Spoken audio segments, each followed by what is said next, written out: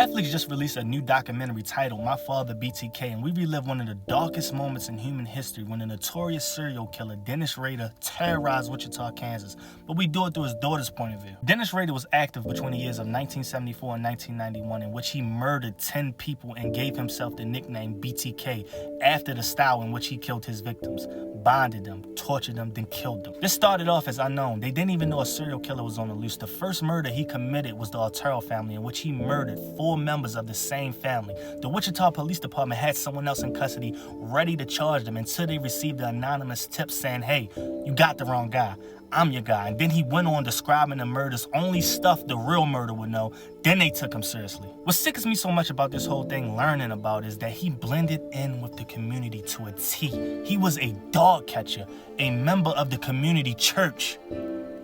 And he even had the fairy tale life when he went home. He had 2 kids, he was married to his wife, and they went on trips, attended football games together, and he snuck out at night and did the most egregious things you could imagine to the people in this community. But this has to be the smartest serial killer of all time, because unlike his contemporaries, he didn't get caught, he gave himself up. He started his murders in 1974. He ended in 1991. That was the span that those 10 murders occurred, but he didn't get caught until 2005. That is a 31-year span, all while having national news outlets talk about him every single day of the week, having extensive FBI investigations, and sending his own personal message to these news and police stations. He took this thing as one big joke. He waved this sick name in their face while expressing his frustration if he didn't see his name in the newspaper, or didn't see they talked about him in the news segment on the news channel.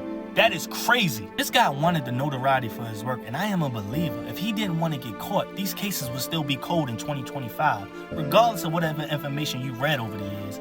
There were no leads pointing to Dennis Rader. In fact, they didn't even know he existed. All of these crimes were sexually motivated. He got a release off of participating in these evil activities, and when they caught him and searched all his property, they found that he kept the clothing and jewelry of all of his victims as trophies, and even had pictures of him dressed up in the woman's clothing.